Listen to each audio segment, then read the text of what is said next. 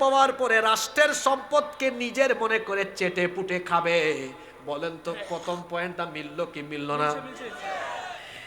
2 number ওয়াল আমানাতু মাগনামা, চতুর্দিকে যখন আমানতের খেয়ানত আরম্ভ হবে। এখন আমার দেশে আমার সমাজে আমানতের খেয়ানত কম না বেশি? 3 নাম্বার ওয়াজ যাকাতু মাগরামা, যাকাতকে মানুষ যখন ঋণ বা জরিমানার মতো মনে করবে। 4 নাম্বার হলো ওয়া তুআল্লিমা লিগাইরিদ্দিন, দিন বিবর্জিত শিক্ষা ব্যবস্থা যখন চালু হবে। আমার শিক্ষা ব্যবস্থায় কি দ্বীনি শিক্ষা আছে নাকি? 5 নাম্বার ওয়া আতাআর রাজুলু যাওজাতাহু ওয়া আক্কা উম্মাহু, কোন ব্যক্তি যখন বউয়ের আনুগত্য করবে আর তার মায়ের সাথে বেয়াদবি করবে। 6 নাম্বার ওয়া বাররা সাদিকাহু ওয়া জাফা আবাহু, বন্ধু বান্ধবদের সাথে ভালো আচরণ করবে কিন্তু বাপের সাথে বেয়াদবি করবে। 7 নাম্বার ওয়ারতাফাতিল আসওয়াতু ফিল মাসাজিদ, মসজিদগুলোতে পাপী তাপীদের ফাসিকদের গলার আওয়াজ বড় হয়ে যাবে। ইমাম সাহেবের গলার আওয়াজের চাইতে সুদখোর চাঁদাবাজ টেন্ডারবাজ সভাপতি সেক্রেটারির গলার আওয়াজ বড় হবে। 8 নাম্বার ওয়াসাদাল কবিলাতা ফাসিকুহুম, ফাসিক লোকেরা বিভিন্ন গোত্রের বিভিন্ন গ্রামের মাতব্বরি করবে। দেখবেন অনেক ফাসিক ফুজ্জার এলাকার চিহ্নিত টেন্ডারবাজ চাঁদাবাজ এলাকার মাতব্বরি করে। 9 নাম্বার ওয়াকানা যাঈমুল কওমি আরযালাকুম, নিকৃষ্ট চরিত্রের লোকেরা যখন নেতা হয়ে যাবে ওই ফারুকীর মতো। এই দেশে কি ভালো মানুষের এত অভাব আছে নাকি যে আপনি নাটক ফাটকের লোককে ধরে আনবেন? আল্লাহর নবী বলছেন, আপনার কি আমার কথা রাগ করলেন নাকি? আমি তো আল্লাহর নবীর হাদিস পড়ছি, ওয়াকানা যাঈমুল কওমি আরযালাকুম, নিকৃষ্ট চরিত্রের লোকেরা যখন নেতা হবে। আমার দেশে উপদেষ্টা পদ, এটা তো বাংলাদেশে বড় একটা পদ, তো ফারুকী কি উৎকৃষ্ট না নিকৃষ্ট?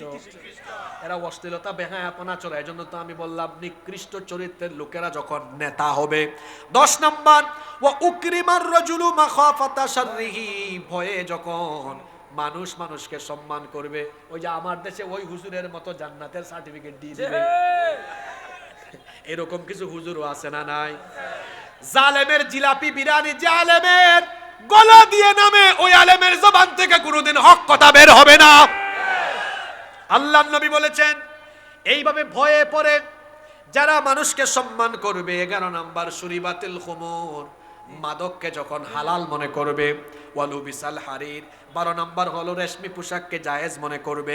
13 নাম্বার ওয়াত্তুখিদাতিল কাইনাত, গায়ক গায়িকা নায়ক নায়িকা নর্তকীদেরকে যখন লোকেরা গ্রহণ করবে, এদের পিছনে পিছনে ঘুরবে। 14 নাম্বার ওয়াল মাআজিফ, যখন বাদ্যযন্ত্র মিউজিকের পেছনে মানুষ ছুটবে। 15 নাম্বার ওয়ালাআনা আখিরু হাদিহিল উম্মতি আউওয়ালাহা, যখন পূর্ববর্তীদেরকে পরবর্তীরা লানত করা আরম্ভ করবে। যে 15টা গুনার কথা বললাম, আপনাদের সমাজে দেশে এখন এগুলো আছে না নাই? আল্লাহর রাসূল বলছেন এই গুনাহে যখন মানুষ লিপ্ত হবে তখন কি হবে শোনো। ফালিয়ারতাকিবু ইনদা যালিকা রিহান হামরাউ আও খাসফান ওয়া মাসখান ওয়া কাযফান, সেই সকল দেশে তখন চেহারার বিকৃতি, ঘন ঘন ভূমিকম্প এবং আগুন দাবানলের গজব আসবে। কিছুদিন আগে দেখেছেন আমেরিকার লস অ্যাঞ্জেলেসে, আমেরিকার হলিউড শহরে দাবানলে সব পুড়ে ছাই হয়ে গিয়েছে। কেন পুড়বে না বলেন? যতগুলো 15টা যে গুনার কথা বলা হয়েছে, এই 15টা গুনাহ ওই দেশে আছে বলে দাবানল জ্বলে উঠেছে। আপনার দেশেও আসবে যদি এগুলো বন্ধ না হয়। যদি এগুলো বন্ধ না হয়, মোট 13টা পাপের কথা এখানে বলে গেলাম, 13টা পয়েন্ট। শেষ পয়েন্টটা ছিল শেষ জামানার কিছু ফিতনার কথা। এই 13টা পাপ, এগুলোর শাস্তি আখিরাতে আছে না নাই? আরম্ভ হবে কোথায়? আপনারা বলবেন হুজুর এখন আমাদেরকে একটা প্রেসক্রিপশন দেন। আমরা অনেকে আব্বা আম্মার সাথে বেয়াদবি করছি, অনেকে হারাম খেয়ে ফেলছি, বা যে কোনো পয়েন্ট মিলে গেছে, এখন আমরা কি এখান থেকে ফিরে আসার কোনো উপায় নাই? জোরে বলেন আছে না নাই? অবশ্যই আছে, অবশ্যই আছে। আপনার জন্য টেনশনের কোনো কারণ নাই। কেন আপনি হতাশ হবেন? এই যে এখন কিছুক্ষণ পরে আমরা মোনাজাত করব, হতে পারে এই মোনাজাত এর মাধ্যমে আপনার পিছনের সব গুনাহ মাফ হয়ে যেতে। কারণ চোখের পানির এত দাম, চোখের পানির এত দাম। আটলান্টিক মহাসাগর প্রশান্ত মহাসাগর, পৃথিবীর সব সাগর আর মহাসাগরের পানি দিয়ে জাহান্নামের আগুন নিভানো যায় না। পৃথিবীর সকল সাগর মহাসাগরের পানি দিয়ে আমল নামায় যে গুনাহ লেখা আছে এগুলা সাফ করা যায় কিন্তু 2 ফোঁটা চোখের পানি অনুশোচনার 2 ফোঁটা চোখের পানির এত দাম। যখন আপনি 2 ফোঁটা চোখের পানি আজকে তওবার মাধ্যমে ছাড়বেন, আপনার আমল নামায় যত গুনাহ লেখা হয়েছিল সব গুনাহ আল্লাহ চোখের পানি দিয়ে ধুয়ে মুছে সাফ করে দিবে। তওবার মতো তওবা করতে হবে। আমরা তওবা করেই উঠবো আজকে ইনশাআল্লাহ। তার আগে বলেন তো আজকের মাহফিলে আসতে পেরে খুশি না বেজার? কারা কারা খুশি একটু হাত তোলেন। মাশাআল্লাহ মাশাআল্লাহ। এই মসজিদের উন্নয়নের জন্য এই 2টা হাত আমরা তুলছি না, এবার একটু পকেটে ঢুকাবো। কেউ উঠবো না, উঠলে খবর আছে 3 লাখ।